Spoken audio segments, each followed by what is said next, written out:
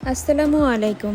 মাঝে বিভিন্ন কারণে একটু গ্যাপ পড়ে গিয়েছিল। এখন আবার আশিক মামার বিয়ের ব্লগটি কন্টিনিউ করার ট্রাই করছি। আজকে চলে এলাম পার্ট 3 নিয়ে। সকাল সকাল ঘুম থেকে উঠে খাওয়া দাওয়া করতে করতে চলে এলো আমার শ্বশুর বাড়ি থেকে আমার আদরে তো রাগিব ভাইয়া এবং প্রাণপ্রিয় সাথী। সবাইকে নিয়ে শুরু হলো রং খেলা। যে যেভাবে পারছে সবাইকে রং মাখাচ্ছে, সাথে উড়াধুরা নাচ তো আছেই। আম্মু মামিরা সবাই আন্টিকে নিয়ে নেমে পড়েছে নাচতে। সে কি নাচ!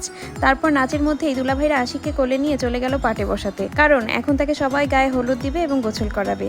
এদিকে পাটে বসার পরে ভাই আমার তো লজ্জায় পুরা লাল হয়ে গেছে। তারপর সব ভাইয়েরা মিলে একটু ছবি তুলে নিল।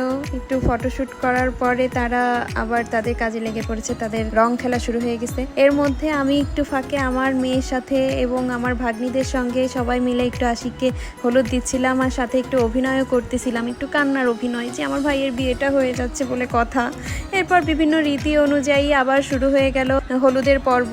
এই যে পানির মধ্যে আমের ডাল ভেঙে দিয়েছে। তারপর এই যে আমার আন্টি, ইনি খুবই মজার একজন মানুষ, আমার মামাকে রং মাখাচ্ছিল। হলুদের পর্ব প্রথম শুরু হলো আমার ছোট নানিকে দিয়ে। তার হলুদ দেয়া মানেই ইতিহাস রচনা করা। তাকে হলুদ দিতে বললে সে মুখের কোনো অংশ বাদ দিবে না, পুরো লেবে দিবে। আশিক আর আম্মু নানিকে এত মানা করছে যে আর দিয়েন না, আর দিয়েন না, কিন্তু কে কার কথা শোনে, কোনো অংশ বাদ দিলে হবে না।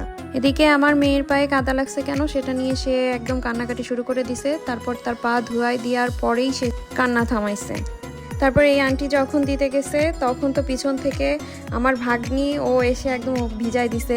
এরপরে আশিকের এমন একটা অবস্থার সৃষ্টি হয়েছে, ভাগ্নি সবাই মিলে আশিককে ইচ্ছা মতো যে যেখান থেকে পারতেছে হলুদ মাখাচ্ছে, গোসল করাচ্ছে। আশিকের মুখটা দেখার মতো ছিল। তারপর এদিকে দুলা ভাইরা ওরা রং খেলতেছিল, কাদার মধ্যে টানাটানি করতেছিল, পুরা উঠান কাদা কাদা হয়ে গিয়েছে। আসলে গ্রামের বিয়েতে এটাই মজা, যে কাদার মধ্যে টেনে টেনে নামানো। এত কিছুর মধ্যে সবাই রূপমকে অনেক মিস করতেছিল, ও থাকলে অনেক মজা করতে পারতো। যাই হোক, সবার হলুদ দেওয়া শেষ হলে দুলা ভাইরা হলুদ দিয়ে আশিককে গোসল করিয়ে দিল তাড়াতাড়ি, কারণ এরপরে আরো অনেক পর্ব আছে যেগুলো আপনারা দেখতে পাবেন আমাদের নেক্সট ব্লগে। ততক্ষণে সবাই ভালো থাকুন এবং সুস্থ থাকুন।